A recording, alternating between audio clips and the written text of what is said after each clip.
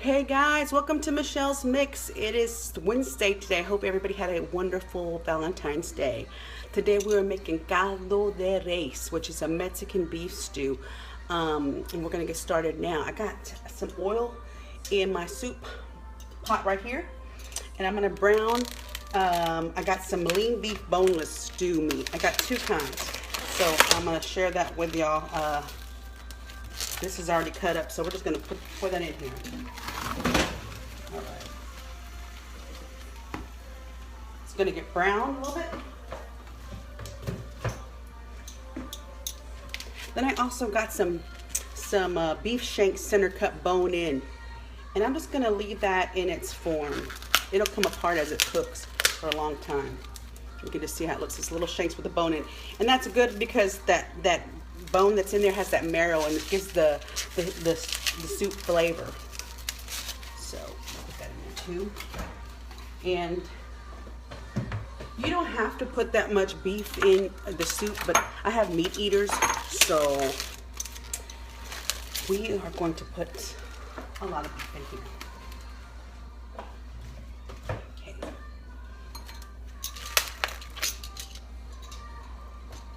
Is that browns? I'm gonna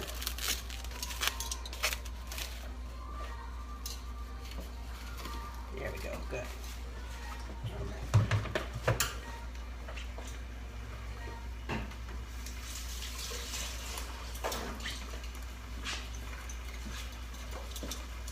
Let's get a soup.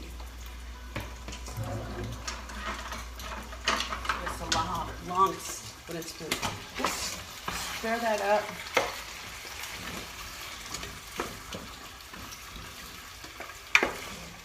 Okay. My pot looks small compared to my grandma's. That's why I like cooking this soup, because it was my granny's recipe, and I love cooking this. So anyway, so as it browns, stir that around a little bit.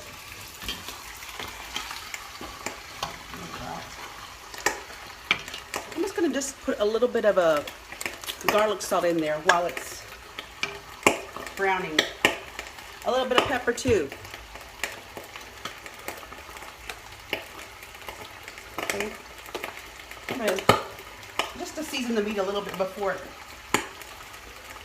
it gets cooking. Well, that's in there browning. I'm gonna chop up the onion because I haven't done that yet. Okay.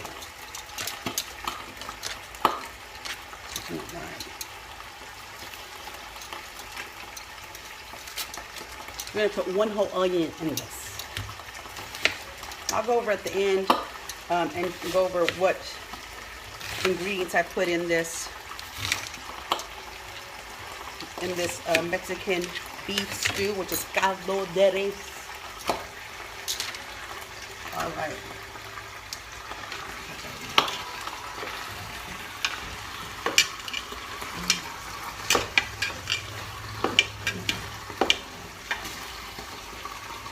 Having too much fun on the bottom there.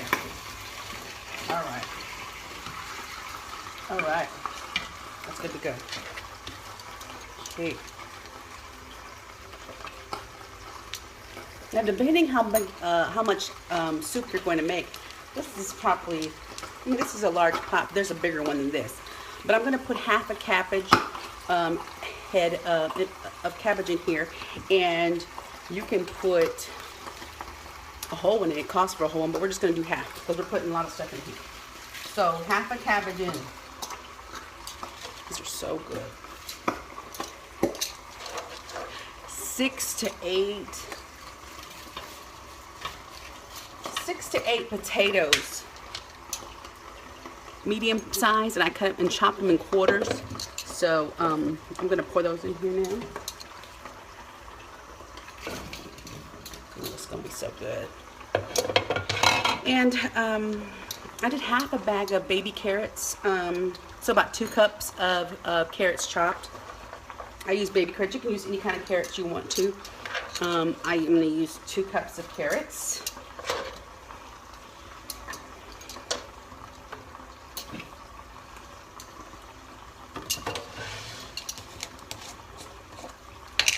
I'm going to do 1 tablespoon of minced garlic.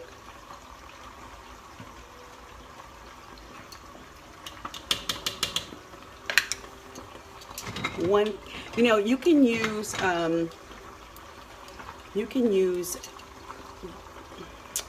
was it the corn on the cob corn if you like, and then chop it up in quarters if you like, but I'm going to use canned corn today, just because it's easier.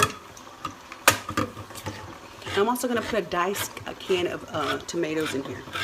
So 1 can of diced tomatoes and 1 can of canned corn.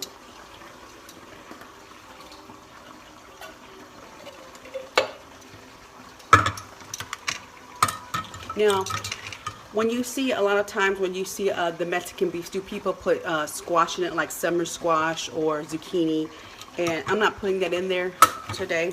Grandma sometimes will put that in there, but I always remember not being in there, but I like it without it, so I'm not putting squash, but you can put squash if you'd like.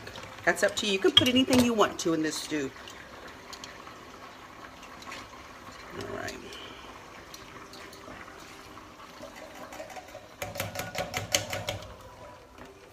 All right. Now the key is I'm going to put 2 cartons of beef stock in. And I mean, you want it to cover the top of the ingredients. So if you have to add water, you can.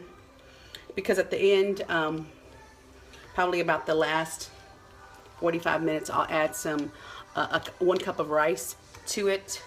And this is a soup, but it's a hearty soup. It has potatoes and rice in it. So it's going to be filling. And my grandma, she used to serve it to us, and she would put like a little bowl of lemons in there, because you can squirt some lemon afterwards when it's done, if you like that lemony taste. And then she'd serve it with saltine crackers, but people eat it with corn tortillas, so whatever you like. I just enjoyed the saltine crackers with it. I did. Okay, so it's just whatever you like. This soup is, I mean, let it cook for a while. So it's now 3:30, so I'm hoping to get it about 5:30 to 6. Just putting it on medium and letting that meat get tender and soften a little bit. So, and when you get the meat, make sure you get some meat with a little fat on it, because it tends to be a little more tender. So remember that when you purchase your meat for the caldo.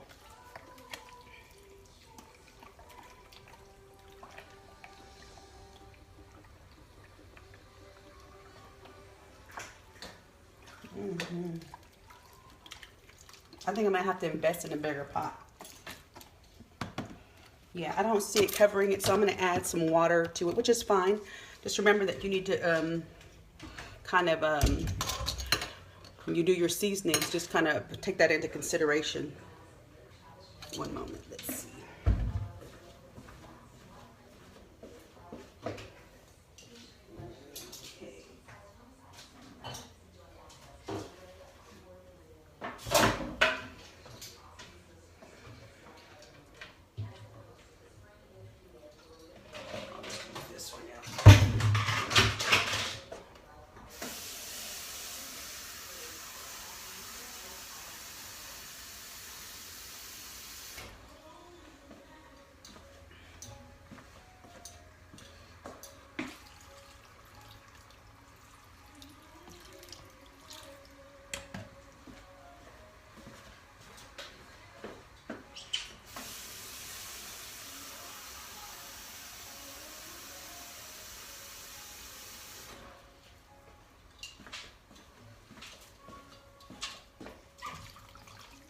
Oh, that's better, yeah. Okay, good. Let me give that a little stir. Yeah, because there's a lot of grease. I mean, this thing is filled to the top with all the ingredients.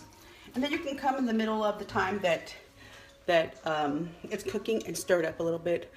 Like I said, about 45 minutes, I'm going to add a cup of rice into it and let it cook.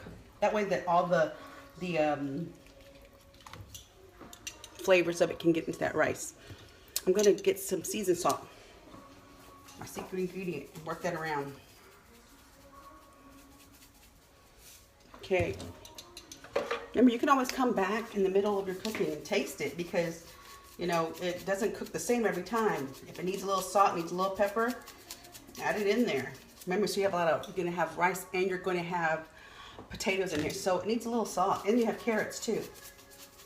The corn will add that little sweetness. I'm gonna add some pepper too.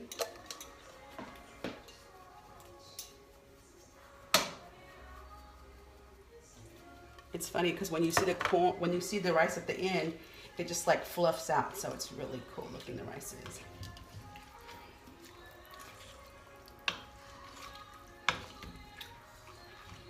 I didn't put as much seasoning because remember I seasoned the meat a little bit before, and I took that into consideration when I added the end part of the salt and pepper and the garlic salt, because you don't want it to be too salty for all you people who are looking out for your salt. Okay, so we put 2 containers of beef broth in there. We put half a cabbage head. We put up 1 chopped onion, and we put 2 cups of chopped carrots, 6 medium potatoes chopped in quarters, or however small or big you want it. 1 can of corn, and 1 can of diced tomatoes. Like I said, you can put squash in there if you like. You can put the corn on the cob and then cut it in quarters in there and throw it in there. A lot of people like to do that too. That's strictly up to you. I think that's it until we are done in about, I would say about 3 hours, something around there. Keep your eye on that, medium to high heat. And we'll see you soon. Thanks for watching. I hope you enjoyed this soup today. And one thing I forgot to mention also is make sure you cover your pot so that all that can just cook and that meat can get tender. So cover that, and I will see you again soon. Thanks, bye.